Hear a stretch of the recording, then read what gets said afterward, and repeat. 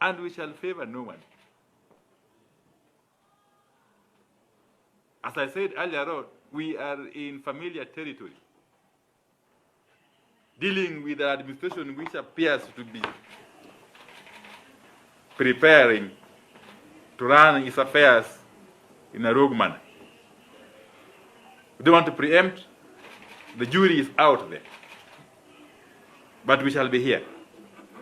Yes, and you can count on us, Kenyans.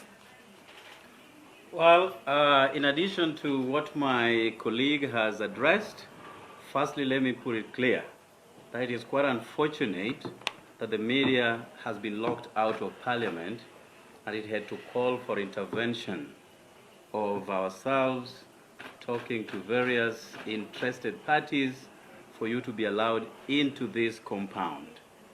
Media plays a pivotal role, shining lights in the dark corners of our nation, and we will not accept any alienation or intimidation of the press while carrying out their duties. Many Kenyans fell into the trap of juicy statements made during campaigns by UDA and by extension Kenya Kwanza, and therefore we expect nothing but a magic wand from Kenya Kwanza to make life not just affordable but cheap beginning tomorrow in the evening. Otherwise, Kenyans will not fall into the machinations of the executive by luring certain members who would have otherwise offered oversight roles and make them part of that administration. And where therefore Kenyans expect nothing but 2,000 price of fertilizer tomorrow, 70 shillings a 2 kilogram of maize flour, and many other good things that will come with that administration because Kenyans fell into that trap.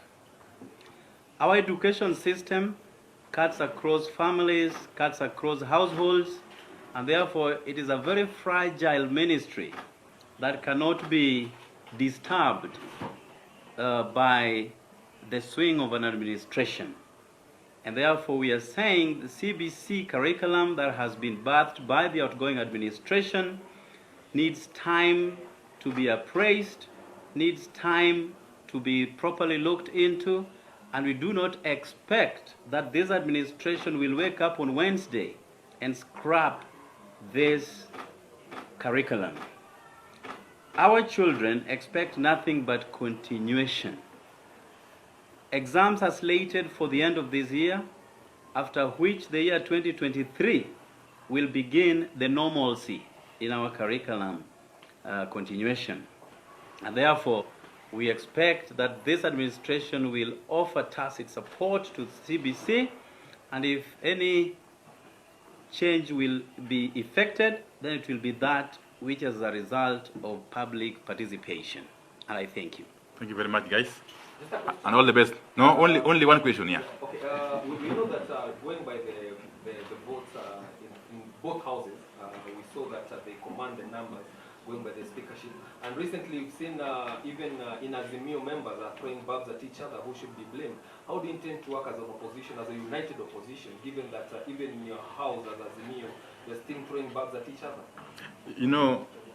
You know, as I said earlier on, the question of numbers when it comes to checking the government does not and will not arise. What is critical is the commitment, dedication, and single-mindedness of those numbers. And I can assure you,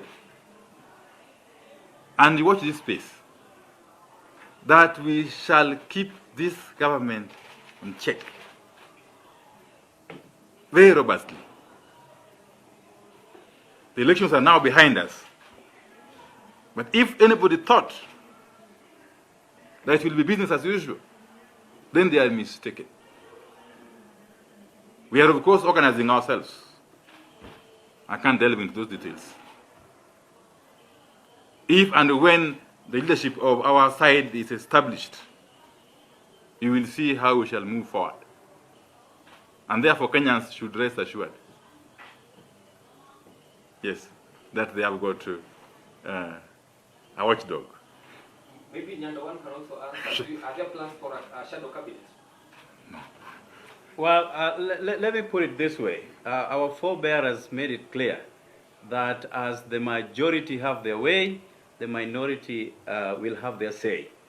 It is quite ironical that the majority in the House, which is Azimio coalition, fell into certain things that we do not know how to describe by certain members joining the minority side. That is quite ironical because it is the minority to join the majority. But going by the votes that were cast for the Speaker of the National Assembly and of the Senate, we saw how the fearful majority reigned to join the minority. But just as my brother has ably said, you'd rather be having one person standing to defend the civil liberties of the Kenyan people. And those two members, whatever it will take, you already have two of them right here with you. Thank you. And we are not talking on behalf of Azimio in this press conference. Yes. Like-minded. As you know, in Azimio, I'm also very senior official. Just like in ODM.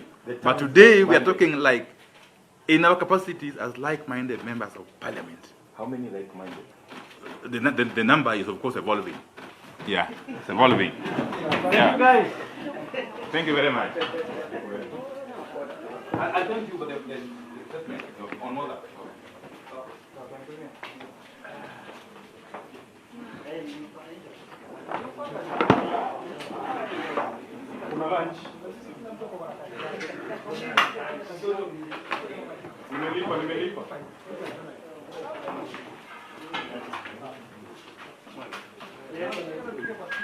Minded members of parliament who have sworn to defend and uphold the Constitution of the Republic